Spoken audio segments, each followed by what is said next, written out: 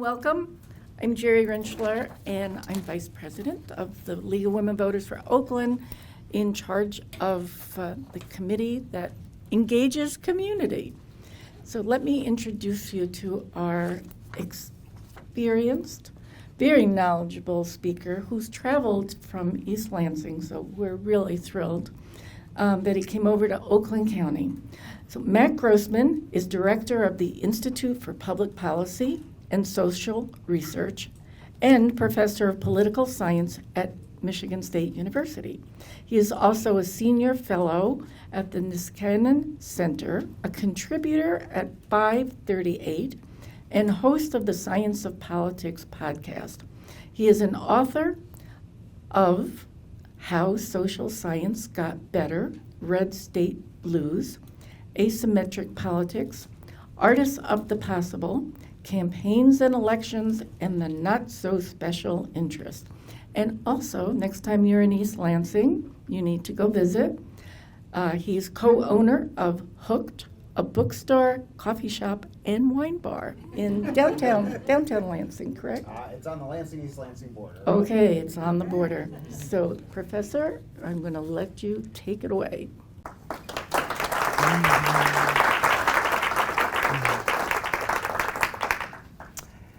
Thanks. So the Institute for Public Policy and Social Research, if you all don't know, is also the home of the Michigan Political Leadership Program. So if anybody wants to potentially step in the ring and run for office at some point, please talk to us. It's a statewide traveling leadership program that 15 members of the current legislature are graduates of. So it's a good place to get more involved in state politics. We also get to see the newly elected legislators, and we help with legislative staff. And one of the things that we got to do in the last few years was to try to help the redistricting commission get started. And since we're in the middle of a lawsuit that might start over or at least restart that process, I'm going to start a little bit on redistricting and elections before I move to the material from my new book on the diploma divide and the culture war called Polarized by Degrees. But I am a political science professor, so you're going to see a lot of graphs, I warn you. I will try to explain them, but you should be able to get the sense from the talk as well. So just to start with and I also, the bad news is I forgot to look at the basketball schedule when agreeing to be here. The good news is MSU is up on Duke 5-2. So we'll go with that. We'll stick with that for a little bit. So this is a graph of partisan election outcomes all the way since 1920. And it is summarized as the Democratic gains are higher, Republican gains are lower from year to year. And there's two different things summarized here. One is the U.S. House of Representatives. So it just says, if it goes up, it says the Democrats gained in the U.S. House of Representatives. If it goes down, it says the Republicans gained in the U.S. House of Representatives. And then the other line, the dash, the solid line, is the gains or losses for Democrats and Republicans across all state legislatures nationwide. All right, so anything jump out from this graph? What do you notice? They track each other. Okay, well, yes, the correlation is like 0.97. So despite trying to differentiate themselves from the national party, mostly the state parties are going to be judged by how people feel nationally about the major actors in Washington. So just for example, how someone feels about the president has about 10 times as much influence on their state legislative vote as how they feel about the governor or what the state government has accomplished. So people are really judged in partisan terms, and that's nothing new. That's been true for a very long period. Anything else jump out? It gets a little flatter toward the... Yeah, we actually used to be even more erratic in terms of going really far in one direction and then going really far in the other direction the very next election. Yeah, like 1932, 1936. Yeah. Anything else? Well, it's very jagged, right? And another way of putting that is whoever won the last election is actually favored to lose the next election, right? That's especially true in midterm elections following a presidential election. So there's no guarantee just because you did well in one election that the next election is going to go your way. So we have these kind of national partisan elections. Another thing to notice is that, you know, there's no kind of permanent period of Republican or Democratic rule here.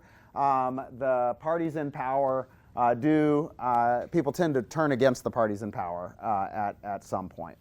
All right, so here is the 2022 state legislative elections in Michigan. So as I think most of you know, the Democrats took full control of the state legislature and had control of the governor's office, so they had full control of state government for the first time in 40 years. And they did do that on the back of strong statewide performance. All of the statewide candidates won by large margins. But actually, if you add up all the state legislative votes, it was much, much closer. So all of the statewide candidates for governor, for secretary of state, and attorney general outperformed the state legislative candidates in the Democratic Party by 10 points. So the statewide vote was very, very close. So for the state house, it was almost 50-50. Same for the state senate, very close to 50-50. But Democrats did win the statewide vote. In other words, they got more votes for state legislative candidates statewide, and they also got more seats in both chambers of the legislature. But as we saw last week, it was very thin margins, so thin that two candidates for mayor were enough to end the current majority that the Democrats had in the state house. So they won by a very small margins. And a big part of the reason that they were able to take control with that statewide vote was a reform of the redistricting process. So we, as most of you know, had an independent commission draw the lines instead of the legislature. And they drew lines that meant that the share of statewide votes was very close to the share of statewide seats. So before then, you had a series of elections where Democrats could win more votes statewide, but Republicans were elected in more places, right? And that wasn't because of any voting irregularity. That was just simply where the votes were, right? The votes were such that more Democrats won by large margins, and so their votes were inefficiently distributed, and they got more votes statewide, but they didn't win more seats. But that means that the maps matter, and the maps matter in a very particular way, which is that Democrats are more concentrated than Republicans. We know that because we're in the Detroit area, but in general, it's true statewide that Democrats live in more dense areas than Republicans, and it's true nationwide. And so it means that if you draw randomly or somewhat randomly, or if you take into consideration local government boundaries in your mapping, you are very likely to draw a map that favors Republicans in the sense that if you get a statewide 50-50 vote, the Republicans would be more likely to win more seats. Okay? So this is a depiction of that we use for the Redistricting Commission, and this is just one measure of what we call partisan bias in the redistricting process. 0% would mean no partisan bias, okay? And all the numbers above 0 are a bias toward the Republicans. And what we did is we had a computer draw 10,000 lines on a map of 10,000 times. We had them draw all of the legislative districts in Michigan randomly. They were all equal population, but we gave the computer no other information, right? So if you do that, you get a distribution like that, all right? So that means that on average, you're going to get like 6% more seats for Republicans than votes that they got statewide. And almost all of in fact, every one of the maps was either biased toward Republicans or exactly even between Democrats and Republicans. So if you're drawing randomly, you're going to draw some really Democratic districts, like in the middle of Detroit, and you are going to not draw as many really Republican districts. You're going to draw a lot more districts where Republicans win by a small margin, and that's going to help them statewide, okay? So the Redistricting Commission, depending on how you look at it, I'm now going to interpret this graph from a Republican and Democratic direction, okay? So interpreting this from a Democratic direction, I would say even the Redistricting Commission, these were the three maps that they were considering, didn't get to even. They drew maps that were slightly biased toward Republicans. Okay, that's the Democratic interpretation of this graph. Okay, the Republican interpretation of this graph is, wow, they tried really hard to advantage Democrats in the redistricting process. They did advantage Democrats much more than you would if you were drawing randomly or not taking party into consideration. Does that make sense? Both of those things are true. Okay, they're just alternative interpretations of the same information. All right, it turns out that's not why they're in trouble. Why they're in trouble is race. The Redistricting Commission also did a very idiosyncratic thing in dealing with racial representation. So the overall issue is that because of the Voting Rights Act and interpretations of the Voting Rights Act by the courts, you have to draw districts that enable African Americans or other minority groups to generate representation. That doesn't necessarily mean that they would generate descriptive representation, black members, but it has to be that they have the capacity to elect a candidate of their choice. And so usually the way that we look at that is just the basic demographics of the district, how black or white is the district, and the easiest way to sort of satisfy the courts is to draw a majority-minority district. If you draw a district that has a majority of African Americans in it, everyone says, okay, you are trying to help African Americans select the candidate of their choice, okay? But the Redistricting Commission did not necessarily take the easy way out, okay? One way that we know that is because, again, the bar charts are the 10,000 maps that we had the computer draw randomly. So, and these are the most African American districts, 110. It only goes from 81 to 110. So a whole bunch of districts have almost no African Americans in them, no matter how you draw the districts. And a few have a majority African Americans in them. So every one of the maps that was drawn randomly by the computers had a extremely African American district in the center of Detroit, followed by one that was pretty extremely African American right next to it. Now, there was a reason why the commission did not draw randomly, right? If you draw randomly, what do you get? Well, you get some districts that are guaranteed to have African American representation, but not very many, 8 or 9, right? And so what they sought to do was have a whole bunch of districts that were not majority, but had a large percentage of African Americans. So these are their maps. Okay, so they moved all these up, and this is how we got the maps that we got, which is a bunch of 8-mile crossing districts that you all have probably seen. I forgot to include the map, which stretch all the way into Oakland and Macomb County from Detroit and Washtenaw and other parts of Wayne County that are not Detroit, in order to distribute the population so that you could create districts like these, okay? And as you can imagine, the computer did not draw that, right? The computer just drew a bunch of very African American districts and very non-African American districts, right? So what the commission was trying to do was this. They did so successfully. It was on their advice of their lawyer. Sadly, their lawyer might not have been correct. So first of all, you're not supposed to say that you are doing this directly. You are not supposed to say that you are targeting a very particular percentage of African Americans in a district. You're supposed to say, I was trying to not pack African Americans into a few districts, and then I was taking into consideration other things in the process, and that's how I got to this map. Okay? I'm not a lawyer, but I can tell you the facts of the case are the commission did what they are accused of doing, which is they targeted a very specific percentage range of African Americans in the district, and you can see that based on what the computer did versus what the commission did. So if they lose the federal case that is happening right now, they will have to redraw at least the districts that are under review by the courts. But if you change some districts, you then have to start changing the districts around them. You might have to change the districts around them, right?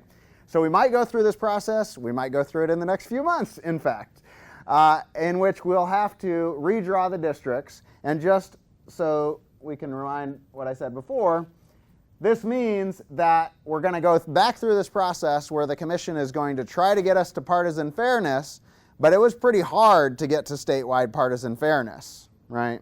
So I'm not arguing that there's a trade-off. There certainly are ways to draw a statewide partisan fair districts plus a different composition of African Americans across these districts, but it's not easy.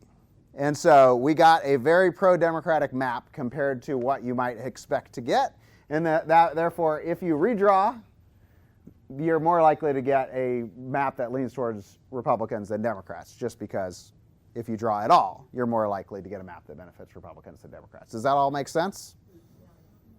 No. I like the honest person in the back. Everyone else? All right. So, one way of looking at it is this. So if you want to get to statewide partisan fairness, right, you want to not draw any districts that were, say, 80 or 90% Democratic. Okay, because if you draw a district that's 80 or 90% Democratic, then you've wasted between 30% of that district, right, such that they're not going to be in other places. And that's going to mean it's more likely that Democrats will win statewide, but not win a majority of districts. You with me? So that, though, is the same kind of issue that we're looking at here, right? It's still those districts where if we're trying to draw majority African American districts or close to majority African American districts, our likelihood is that we're drawing 80 to 90% Democratic districts by doing that. Does that make sense? I'm not saying it can't be done. I'm just saying that's going to be the norm. That's the easiest way to achieve that objective. Yes. What did they start with? What were the districts before that were drawn? You know, the ones that from the last census. They were closer to what the computer did, and they benefited Republicans. Okay, because they had a lot more overwhelmingly Democratic districts than overwhelmingly Republican districts. If you're trying to redistrict from a partisan perspective, you want a lot of districts that are like 60-40 in your direction, and then you want to give your opponents a few districts that are like 90-10 in their favor. Yes? 60-40 from past records of voting or from polling? Yeah. So people do change, right, in between elections. So it is not 100% easy to determine which people are going to do, especially over a decade, right? However, over a year or two, it's very easy and especially become more easy over time. So this is a graphic I'm going to show you of presidential voting in Michigan. This is just by township and municipality, and you can see it also by county, and it gives you a little bit of Detroit here. So this is the 1992 presidential election. Bill Clinton defeated H.W. Bush, including in Michigan, and we're just going to go through and look at how this has transitioned over time. So that's 1996, 2000. Don't worry, I'll show it again. We get up to 2020. Looks a lot different, right? Let's look at it again. So in the 90s, Democrats are performing in the UP. They're performing in rural areas, okay. It doesn't mean Republicans are always losing. Republican votes are also more distributed. They're doing better in the cities. We get to 2020, that's just a map of urbanization, right? The Republicans are doing very well in all of the most rural areas of the state, and Democrats are doing very well in the most urban areas of the state. It actually turns out to be the case even in northern Michigan. The closer you live to the post office and city hall, the more likely you are to be a Democrat. The further you live away from your closest neighbor, the more likely you are to be a Republican. Okay? So it's now a lot easier for the map drawers to draw. But notice what you would have to do to get to a Democratic majority. You would have to draw a bunch of districts that go in and out of these blue places, right? And that's what they did. Yes? Is race the main factor that was used, that presumably legally allowed to use that as a distinguishable factor,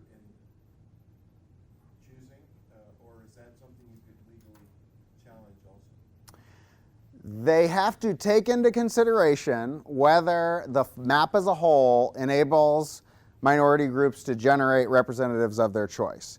But they are not supposed to be solely doing that, right? So that's where you get this odd language in court where the commission is saying, no, we weren't solely doing race.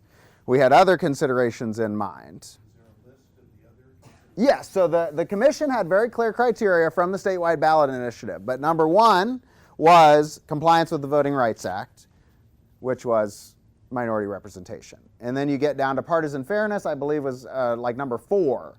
So they were definitely supposed to prioritize, well, and they had to, from federal law, they had to prioritize minority representation over partisan fairness. Is there another example of a category? Communities of interest. So yes, they were supposed to take into consideration communities of interest, okay? And that was a strange phenomenon where everyone submitted their community of interest, but it was really, here's my preferred district. That's what people submitted. The original kind of thinking behind it was it would be smaller areas that could kind of be within a larger district, but people submitted a lot of comments, and most of the comments were, I don't want to be with those people, I want to be with these people, right? And so that's what people submitted. The commission, I don't know if I should say this, to the best of our ability to determine quantitatively, the commission ignored communities of interest submissions. But they didn't have to do it quantitatively. They could have just said, you came to me, you seem reasonable, you identified a community, that's the community I selected to protect. That would be legally fine. So that's what they say that they did. Okay. But, yes? Professor Grossman, I've always been curious, what is it that causes those who live in a more compact community to be in one party and those who live further apart and out? What contributes to those choices? It's a good transition that we need to actually get to the subject of the talk. Oh, yes. What, I forgot I'm supposed to repeat the questions. What causes the geographic pattern that we notice there? Now, there are several things. One is just race, right? So there is a widespread association between non-white population and urbanization and non-white population and democratic voting. Okay, so that's one part of it. The other part is education levels, which are becoming increasingly important, especially over the course of the time period that I just saw. So that's what we're getting to now, which is I have a book in development. Look at that, it has a cover. That does not mean it's finally written. I still have the opportunity to incorporate some of your ideas and address some of your comments, and you still might make it into the book, even though it looks like it might be done. So, and my co-author, Dave Hopkins, you should credit him as well, but not blame him for any of the stuff I said about the Redistricting Commission. All right, so there's certainly a diploma divide in America today, that people with college degrees are more likely to be Democrats and people without college degrees are more likely to be Republicans. But it took a little bit to get to that point, and it really is about change in the American electorate. So the first big change is increasing educational attainment. So most of you have lived through this. In the 50s and 60s, a very small proportion of the electorate had a college degree. We're up here in that gray lines, right? So these are the people who had not graduated from high school. Here are the people who had graduated from high school. Here are the people who attended college but did not finish. Here are the people who had a college degree, okay? So this wasn't much of a political constituency for a very long time, right? You could not really build much of a majority on people who went to college, right? You're not going to gain much until we get quite recently. And even then, we're still not a majority of college graduates, but we are a majority of people who have spent some time in college, okay?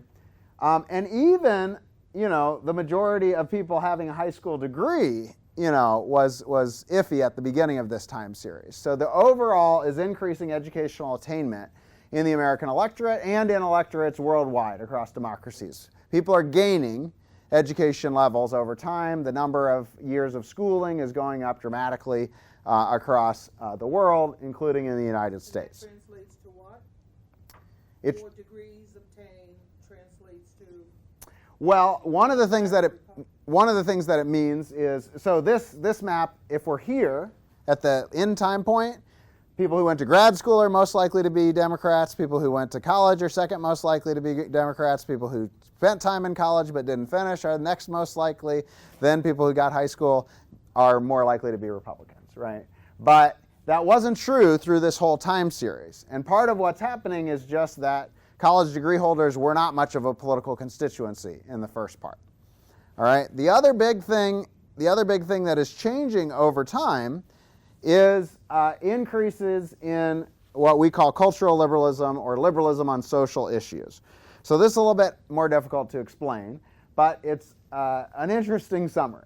So what this is the average opinion across all different issue polls that were conducted in two big categories. One is economic issues, like do you want taxes to be higher or lower? Do you want spending to be higher or lower? Do you want more protection for organized labor or less? Then you have social liberalism, the blue line. And this line, so what that orange line says is if it's higher, it means people are more liberal. If it's lower, it means people are more conservative. Okay? So what that says is there's not much of a trend, and if there is any trend, it's toward actually economic conservatism over time. Okay, and it's bouncy. It doesn't really have an overall big trend over time. All right, the blue line is doing the same thing. It's adding up all public opinion polls that asked about any social issue: guns, abortion, gay rights, drugs, any non-economic issue. And it's again tracking if people have liberal opinions or conservative opinions. So let me just have a simpler version of it so you can sort of see.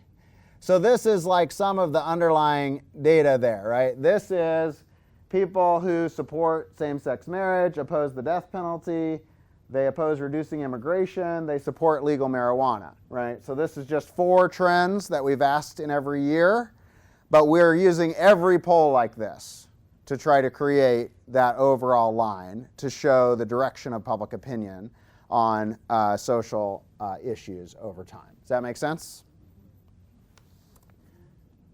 So what this means is that the electorate as a whole, is getting more educated and it is getting more culturally liberal. Its opinions on social issues are moving to the left over time, especially since the 1980s, right? So you have a large cultural shift to the left, but it is not accompanied by an economic shift to the left, right?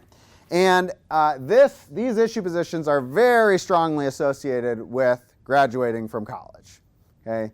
The more time you spend in college, the more likely you are to hold all of those liberal positions on the graph I just showed before, and to have a more liberal cultural outlook overall. And this, again, is a worldwide trend. It's true throughout the world that people who go to college have more advanced education, have more culturally liberal attitudes, and it's true that these attitudes are growing leftward over time. The other big megatrend, which you'll be familiar with, is just diversification. But this is just our way of putting it all on one graph. This is the number of people who don't identify as Christians, the black line. This is people who are not white, the racial minority line. And then we haven't really been tracking LGBT people for very long, but to the extent that we have, it's also going up over time. So we have a society-wide diversification. There are fewer white Christians in society over time. This is also associated with an increase in culturally liberal attitudes. But it also means that obviously the coalitions of the parties change, and the Democrats become more of a coalition of minorities over time. Yes? I have a lot of Republican friends in the legislature who said, well, I'm economically conservative, but I'm socially liberal. Uh-huh. They're Republicans. So which one of those, the blue or of the gold? Yeah, so they're with the majority in that they're moving in a culturally liberal direction, but they're still economically conservative. So that makes them Republicans, I guess. Well, it is interesting, actually. We do have research that shows that people generally have to be liberal on both dimensions to vote for Democrats, but only one dimension to vote for Republicans. So people who are mixed, even though they're completely opposite, right? You have people who are libertarians and people who are the opposite of libertarians. They're both more likely to vote Republican. And it's really only the people who have liberal opinions across the issue spectrum that are more likely to vote Democratic. Does age affect that? Does age affect that? Yes. The main thing that age affects is the stability and consistency of your opinions. As you age, your opinions get more stable and they get more consistent across the board. So you're more likely to have liberal positions on economics and social issues the further you go up, whereas a lot of young people have mixed opinions. Yes?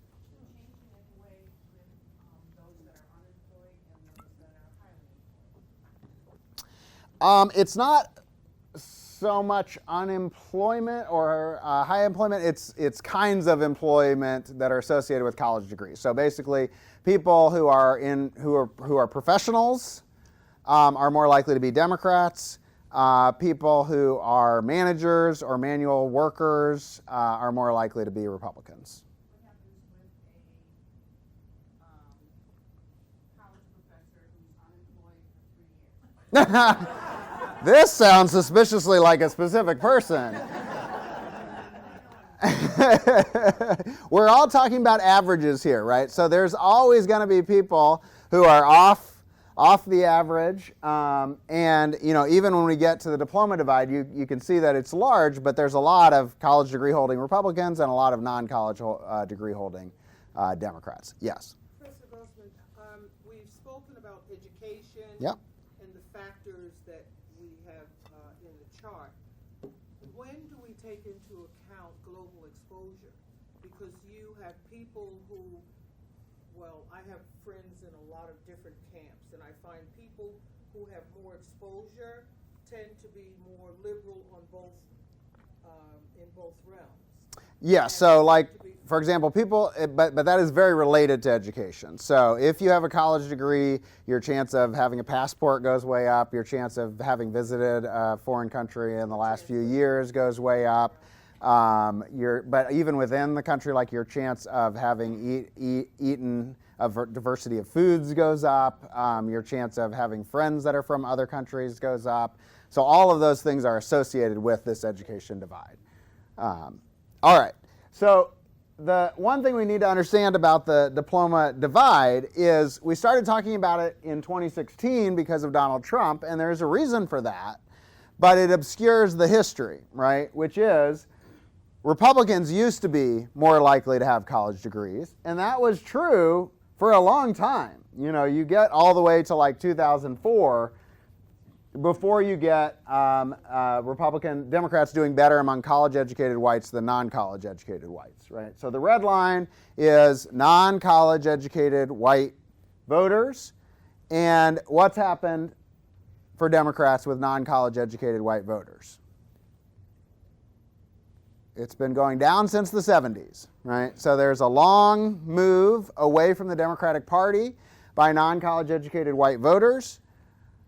And you really only get the move of college-educated white voters in 2016 and 2020, where you get a pretty sizable move in the direction of the Democratic Party by college-educated white voters, and we're in Oakland County, so you know that.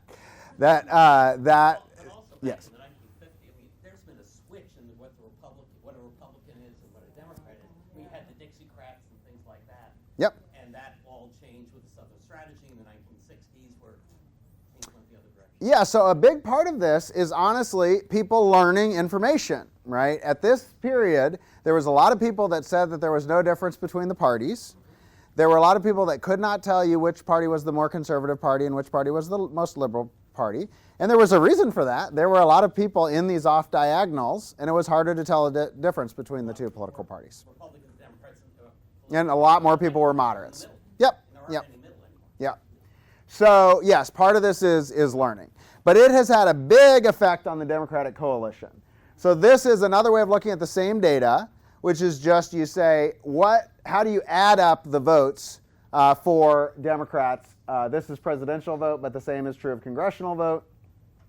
This is the proportion of the Democratic Party that is non-college educated white voters. This is the proportion that is minority voters, and this is the proportion that's college educated white voters. Okay? So Democrats are still reliant, especially in Michigan, on non-college educated white voters, okay?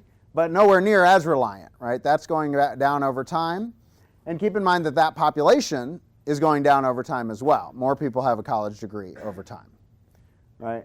So they're gaining among minority voters. Part of that is just an increase in the minority population in the United States. In fact, most of it is. A little bit of it is a change in partisanship of minority voters. And then you see now college-educated white voters are a bigger proportion of the Democratic Party than the Republican Party. Yes? But there is a bias, I think, because it's most likely that college-educated people are younger. So Yep. So there is... compensate for that. Yeah, so if you look at the education levels within all age groups, you will see the same pattern. But it is absolutely the case that young people are both more democratic and more college educated. Yes, that is true. Yes? Maybe you're coming to this. Yep. A couple of weeks ago, the New York Times had an article called "No You." Mm-hmm. In other words, no university. And is that all tied into the Republican thinking now that perhaps people shouldn't go to college because too many people who go to college are becoming Democratic? And is that biased? Yes. So the question is, Republicans are moving against, are becoming more negative about colleges, and is that because colleges are more likely to be composed of Democrats? And the answer is yes. So first of all, there is a change in opinion, right? So this is the number of people who had a positive view minus the number of people who had a negative view of colleges and universities, and this is among Democrats, and this is among Republicans. Okay, and now more Republicans have a negative view of colleges and universities than a positive view. And if you ask follow-up questions, which they did, and ask people what they don't like about colleges or what they do like about colleges, the Democrats who said no, or said they don't like colleges, it was all about cost. The Republicans that don't like colleges, it's all about liberal professors and cultural liberalism, liberal bias. So it's absolutely the case that this people are noticing this, and it's changing people's views of education. All right, just real quick. So I said it's going down for. It also has a change in geographies, right? So this is you have a share in the people who support Democrats in elections overall. And then this is a share of Democratic constituencies in the House of Representatives that are majority non-college whites. Okay, so it used to be the case that this is for House seats, this is for electoral votes, and this is for Senate seats. It used to be the case that Democrats got most of their electoral votes and their Senate seats, and this House line doesn't go back, but it would be here, from non-college educated white voters. And now there's very few districts where they are getting their representation from non-college whites. Now, this also matters for elites, but elites are almost all college educated, right? So there's two ways to look at this. Number one is that almost everyone in Congress holds a college degree, and therefore it's Republicans that are really odd for the people that they are representing. They're representing people who are mostly non-college whites, and they are mostly college-educated voters. And in fact, a majority have graduate degrees, right? So it's Republicans that are off from their constituents.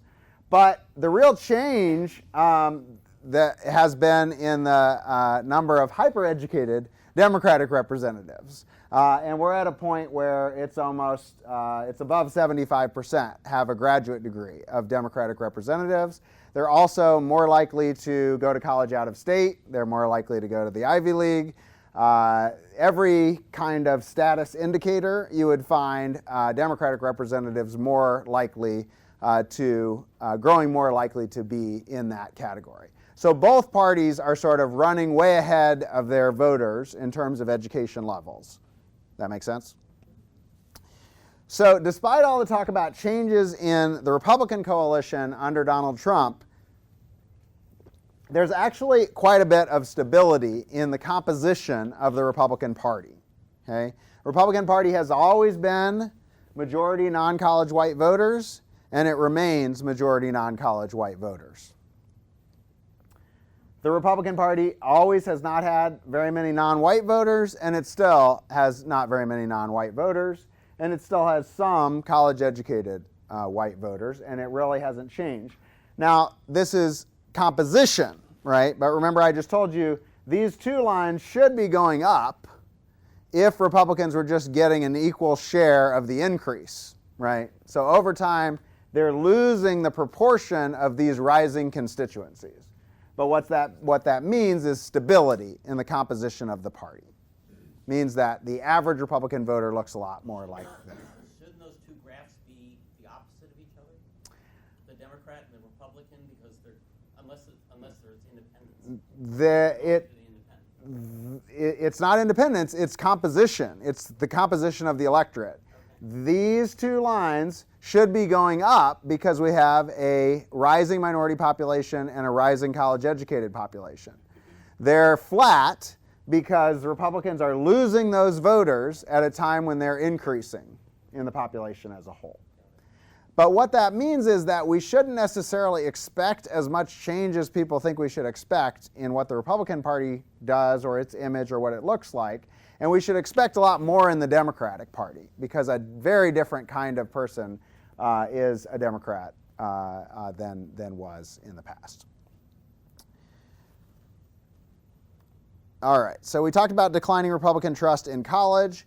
There's also evidence that the media is following the same trends. Republicans have decreasing view of the media, and their view is that the media is liberal.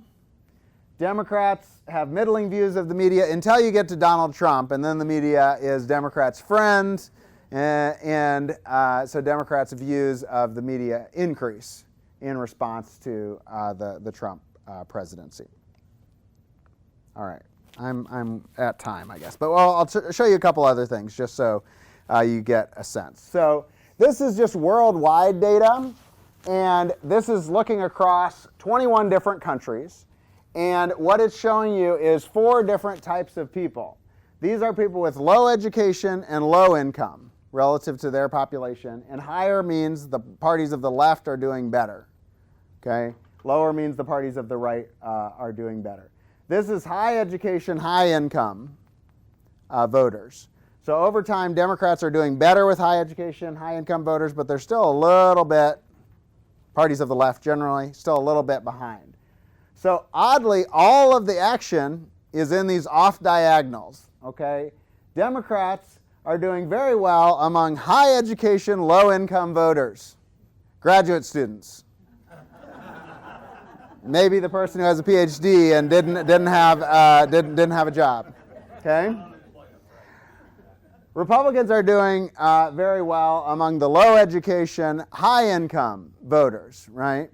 So people who have a high income even though they don't have a high level of education. And this happens to be true worldwide. So what that means is that the income differences between the left and the right are declining, and the educational differences between the parties are increasing. This is another way of looking at it. But I've put on here, so this is support for higher education support for conservative parties across the world. This is support for liberal or left parties across the world. This is green parties, and this is anti-immigration populist parties. So in most places in the world, there was another outlet for these off-diagonal people. Okay? You could go to the Green Party if you were the high education, low income voter. You could go to the populist anti-immigration party if you were the low education, high income voter. So we had parties in most places in the world that satisfied you if you had a different opinion on social issues versus economic issues.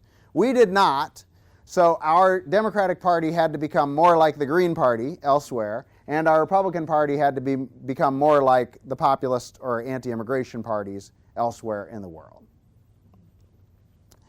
So we call this two-party post-materialism. That's just from an academic word that just means over time, the salience of these cultural and social issues is going up over time. More people are voting on those issues. More people are paying attention to those issues over time. That's happening across the world. But what's unique about the United States is we only have two parties. So all of that had to be collapsed into one of our two major parties. And that's meant what we call this educultural realignment, that the parties are now separated based on these social cultural issues. But the weird thing in the United States is it hasn't changed their economic policy positions. So they're still divided on economic policy, and they haven't had to change on those issues while taking very different positions on social and cultural issues. And that's meant that our parties are even more polarized and even more vitriolic than other parties in the world. All right, I'll stop there and take some questions.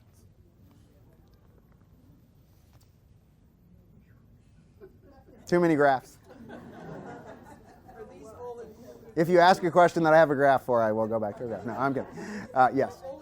Yeah. I'll send the PowerPoint. Yeah. Are all of your graphs included in the book that you intend? Oh yeah. Yes. So then the people out in the universe who swear there's a middle somewhere are just dreaming. They're what? Dreaming. No, if you look at the distribution of public opinion across lots of issues, most people are still in the middle. That is, they pick the middle position. If you give them three options, they are more liberal than the Republican Party and more conservative than the Democratic Party. So, but we only give people two options.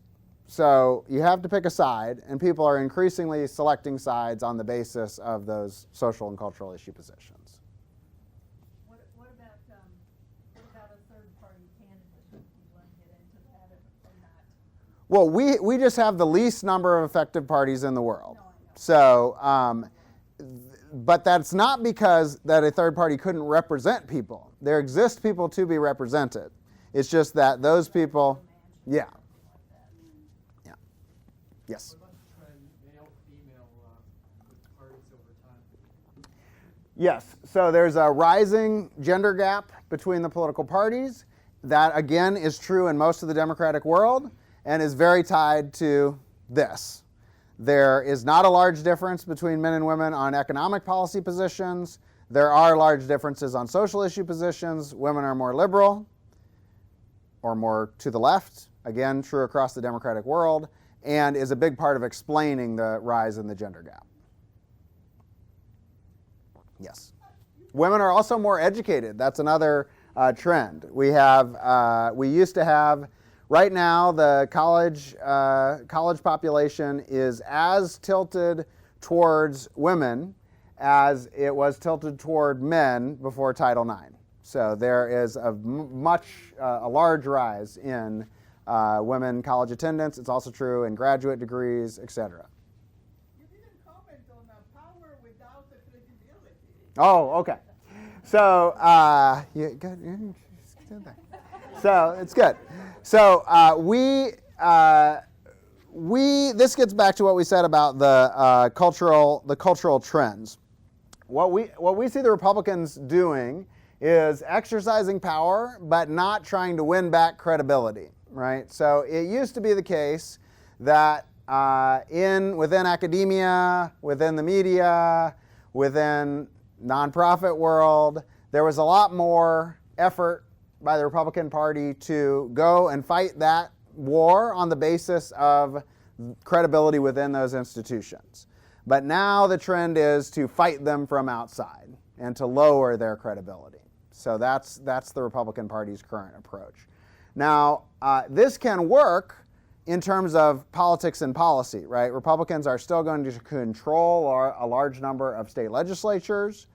They can pass laws, and they can really have victories. But that is not translating into winning the culture war in terms of public opinion. The long-term move in a leftward direction continues regardless of that, and especially within these highly educated institutions like academia and the media and nonprofits, everywhere where college-educated voters reside. Yes? So the last election that we just had Yes. showed that the public did not follow, or seemed to indicate the public didn't follow the party lines in terms of going out and voting pro-abortion and voting Democrat governors in some very blue states. We still see that parties seem to be so divided, and yet when, just as you said, when the people go out and vote, they aren't those extremes. But what we're hearing on TV and newspaper is only those extremes. So how do you get the parties to become real? How do they give up? Well, they're real. They're just so this is the data that I was talking about before about people who see an important difference between the two political parties, right? So this is people who pay a lot of attention to politics, people who don't pay a lot of attention to politics. This is people who have a strong partisan attachment. This is pure independents, people who, even when asked a follow-up question, tell us they don't have a lean toward one political party or the other, okay? So, and this goes all the way back to 1960. So the people who have no lean towards the political party and don't pay attention to politics now are at the level of seeing difference between the political parties that the most highly engaged people were at in like the 1970s, right? So everyone has learned some big difference between the political parties and been able to differentiate themselves, even if you're not paying very much attention. And that's because they're taking very clear positions on one side or the other, and there aren't very many outliers. Now, in terms of voting not necessarily matching parties, we still have what's called thermostatic opinion. I know that's another academic word, sorry. What that means is that everyone thinks when you pass public policy, everyone is going to say, yay, that's great, I'm more supportive of it. But it's actually the opposite. If you pass a policy change, you move public opinion in the other direction. So if you increase taxes, you're going to increase the proportion of the public that wants to decrease taxes. If you decrease taxes, you're going to increase the proportion of the public that wants to increase taxes. Okay? So why is abortion opinion moving leftward quickly? Because the Supreme Court ruled against abortion rights. And there was an immediate shift leftward in public opinion. Okay? Same is true, though, across lots of different policy issue areas. So there are still some mechanisms for people to kind of react against policy direction. So we saw this, for example, Obamacare was passed. Obama said he did exactly what he told people he was going to do when he ran for office. Did they thank him for it? No. They hated Obamacare. When did they start to love Obamacare? When the Republicans were trying to take it away. Exactly. So that's the usual dynamic of public opinion. Yeah.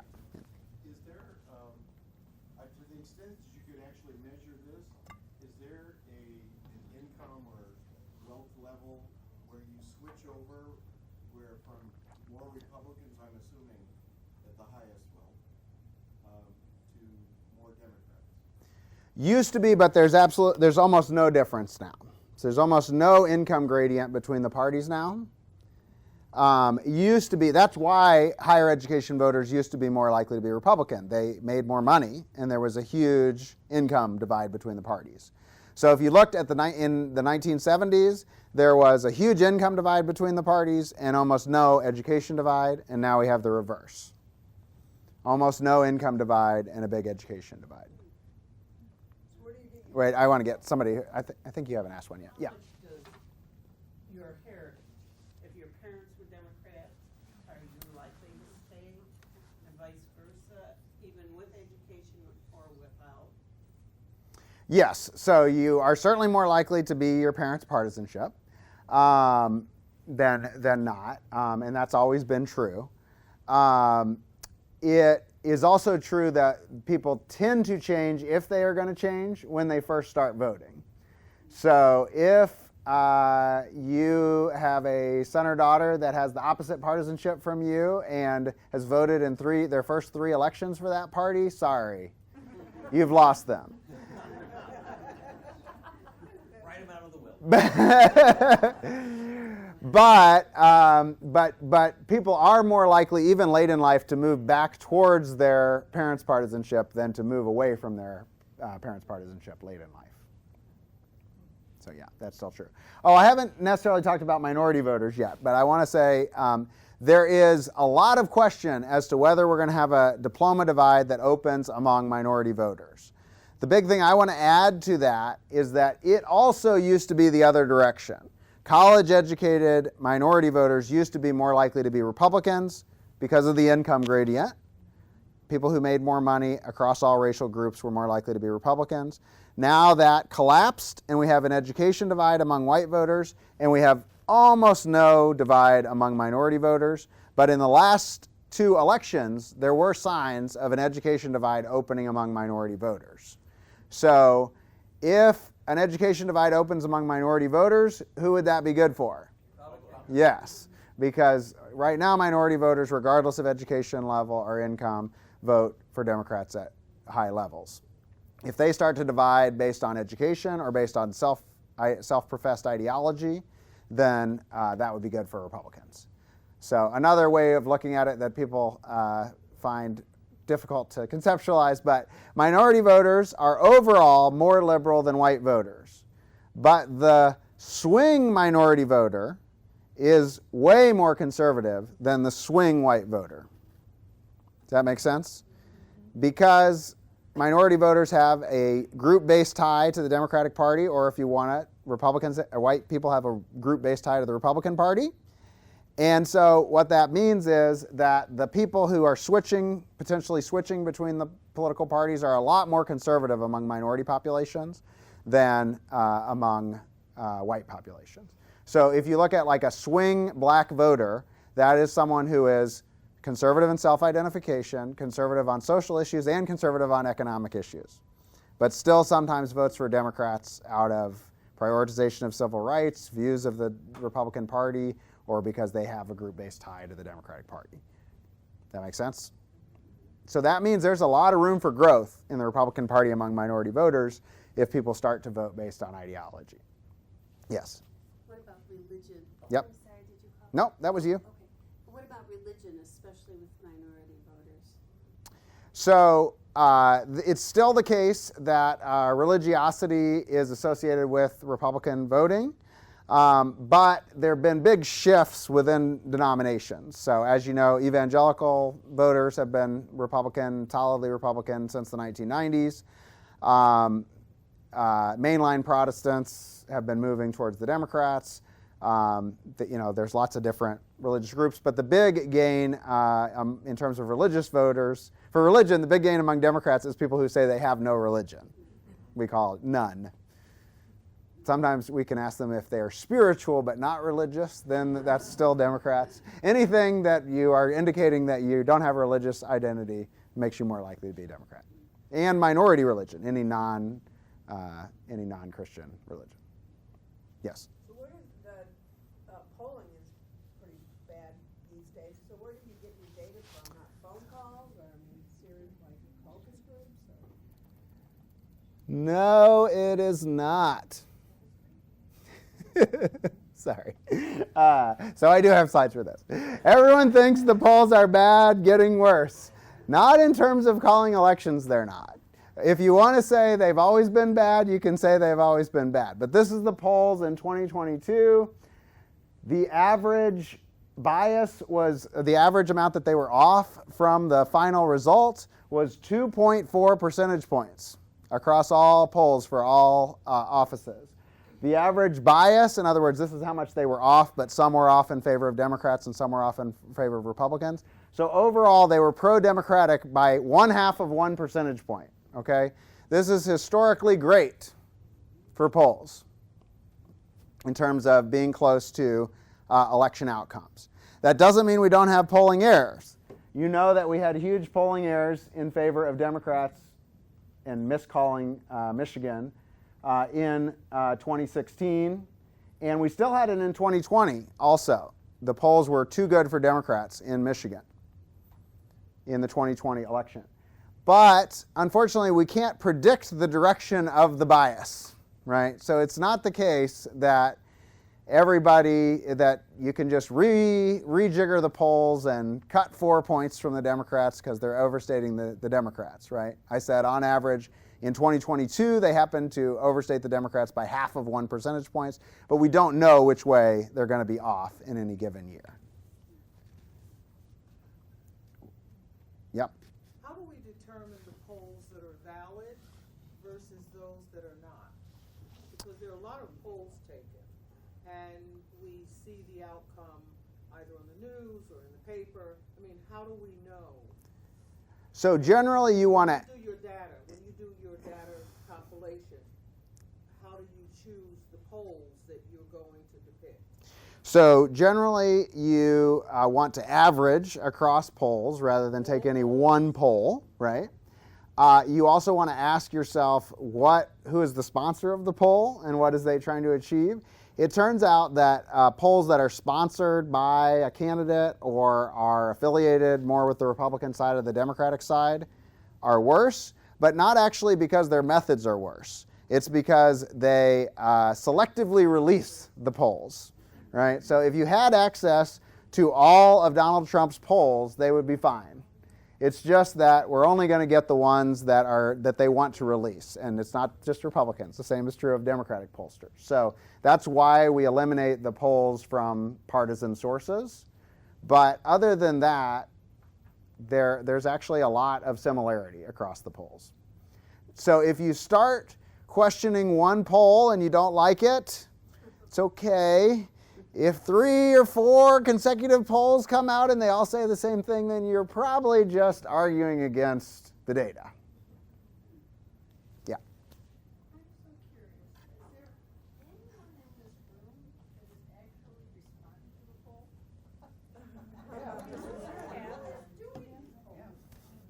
So there's a big change. There's a big change in polling, and we have a survey operation within the Institute for Public Policy and Social Research, and this change is true of us as well. The polling is overwhelmingly done online now rather than phone polls. And we shouldn't expect it to work. That's why this is amazing. Because we're often relying on a small subset of weird people who take polls. Some of you are weird people who take polls, and the rest of us who hang up are somehow represented by the weird folks. If you know what is causing people to respond to a poll, you do have to know that, right? So just for example, people who take these online surveys, there are known biases. One of them is education. People who have high levels of education are more likely to respond to a poll. So usually what they are doing now is that they are surveying way more people than end up in the poll, and they're only including those people who are representative of Americans by all known attributes. That doesn't mean we're going to get everything right. So one of the theories as to why we were off in 2016 is that although people were waiting for Republicans and they were waiting for conservatives and they were waiting for everything that you could wait for, there was something else that was associated with voting for Donald Trump that people weren't catching. And the leading thing is trust in social institutions. So if you don't trust people, then you're less likely to respond to a poll. And in 2016, that mattered. Yes? So when you say though, when going back to 2016, the polling, Mm-hmm. if Comey hadn't come out with that statement a week before, 10 days before the election, the polling would have been much more accurate. So there's always the theory of last-minute changes. This is what the pollsters always want to tell you. We didn't get it wrong. Something changed at the last minute that moved things in a different direction. There is some evidence of that, but we academics, we go back and survey the same people afterwards. And so we didn't see the level of change that would have to have happened for that to be the true explanation. Does that make sense? So if that happened, then you would expect that after the election, now people sometimes lie. The number of people who admit to voting for Richard Nixon in 1972 is like super small. No one will do it. But usually, if you interview someone right after the election and they're willing to tell you, they tell you the right answer. Yes. I'm wondering if the macro trends you went over the Democratic Party is applicable kind of on a more micro level. So, like for instance, 2016, 2020, do you expect that higher education voters would vote for the more liberal for one candidate like a Bernie Sanders, or I guess I'm not sure if that would apply or not. So on social and cultural issues, the more highly educated you are, the more time you spent in school, the more likely you are to be liberal. It doesn't necessarily translate to economic policy, so that's my only hang up with your Bernie. That person might not necessarily be super liberal on economic issues. So yes, they're going to vote for more culturally liberal candidates. But actually the studies that we have these weird studies where people just get off the cutoff to get into college or not based on an entrance exam. So you can think about it as they randomly went to college because they were slightly more likely. They scored just a little bit above other people. And those kinds of causal studies show that college education makes you culturally liberal, but if there's any effect on economics, it's actually towards the right. Yes? So we read that Donald Trump is changing the Republican Party. Yeah. Your polls show that it's more than just the anecdotal evidence. It's absolutely true that the education divide was made much bigger by Donald Trump, and that has remained even in elections when Donald Trump wasn't on the ballot, like in 2018 and 2022. And in fact, it's continuing to increase. So another way of thinking about it is Joe Biden was supposed to be the Democrats' answer to this. The kid from Scranton, he didn't make people mad like Hillary Clinton. And what did he end up doing? He ended up winning even more of the same voters that Hillary Clinton did, the white college-educated voters. So why does economic issues not change a person's affiliation? Still do. So some people still select, the more economically conservative you are, the more likely you are to be a Republican. Still true. It's just that that's always been true, and now we've added this dimension, and it's become way more salient over time. Does that make sense? Yeah. Okay. Yeah. So it's just that it hasn't diverged like the education. Exactly. Yeah. Yes. All of your graphs are retrospective. Have you tried to prospectively extrapolate out into the future as demographics change and minority majority changes, and just looking into the future over the next 10, 20 years? Always dangerous to make predictions, especially about the future, as you know. If you had done that in the last few elections, you would have been right. If you had just said the trends coming in are going to continue in this election even more. I'm talking about like education attainment. Yep. You can project out demographically over the next You can. 20 years. You can. You can see minority changes in terms of minorities growing. So the one big question there is racial minority attachments to the Democratic Party. That's the big assumption you have to make that we don't know. If you assume that non-white voters are going to maintain their attachment to the Democratic Party, then that scenario is for Democratic gains. Because Democrats are gaining among the populations that are increasing, and Republicans are gaining among the population that's decreasing. I'm not willing to make that assumption, though, because to the extent we have indicators so far, it's that minority voters are also going to become more aligned based on ideology and education, which would compensate for that. Which is why I think the Republican Party is using gerrymandering, voter suppression, all the other strategies, because they're trying to protect, using the rules to offset the demographic changes that are occurring. No? Some of it is the rules, but some of it is geography, right? So if you look at yes, there are effects of like whether Republicans drew the lines or not, for example. But there are also just even if the lines stay the same, over time Democrats became more concentrated in a few districts, even like within a decade. So that helped the Republicans as well. But also you've got the U.S. Senate, which has got 2 senators per state. Yeah. Which is obviously, Yes, so the Senate is a long-term advantage for the Republicans. You've got the filibuster, all these rules that are in place that are protecting the existing minority. Okay. Well, it depends on, the only part about that I disagree with is minority. If you look at all of if you look at the House, if you look at like House elections, over the last 20 years, Democrats have gotten more votes than half of them, and Republicans have gotten more votes than half of them. So we're pretty closely divided country at the moment, if you add them all up. The other point I wanted to address, though, is on voting, the voting rules. This is a really weird thing. Both political parties agree that it's better for Democrats if more people vote. Okay? The Democrats agree with that, and the Republicans agree with that. However, it's not true. Okay, it's never been consistently true, and it definitely is not true now, because education is very strongly associated with voting.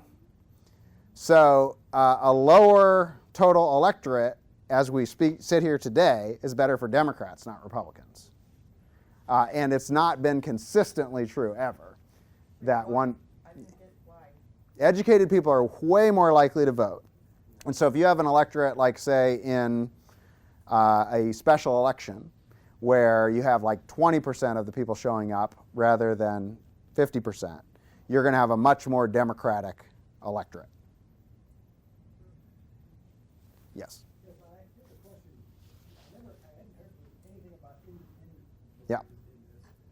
How do the polls... It's because political scientists don't believe in independence. No. Go ahead. Yes.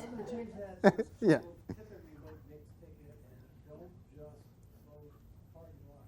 Yeah. Is that the number of those people growing? Are they getting shrinking? Is the divide creating more independence or full independence?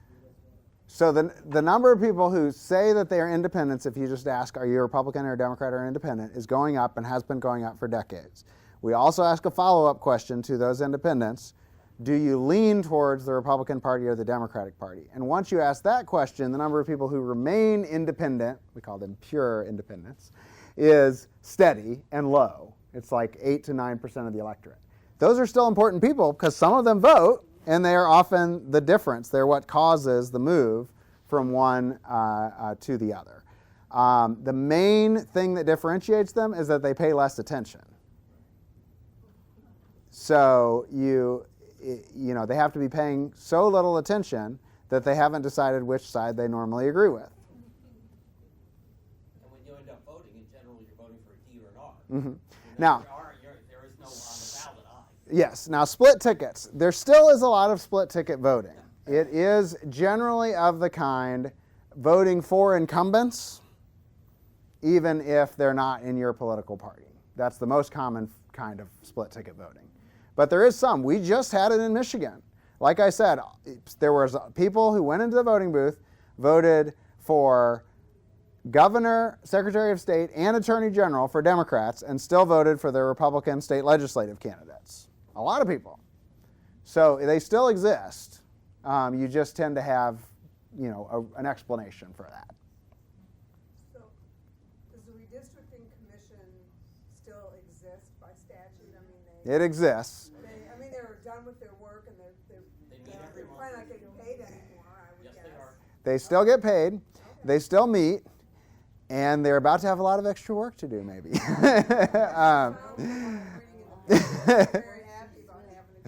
Well, some of the commissioners testified against the commission in the trial. So you can, and they were already, let's say, not the best of friends. So it could be pretty acrimonious when they return. Not to mention it's just a hard job in the first place.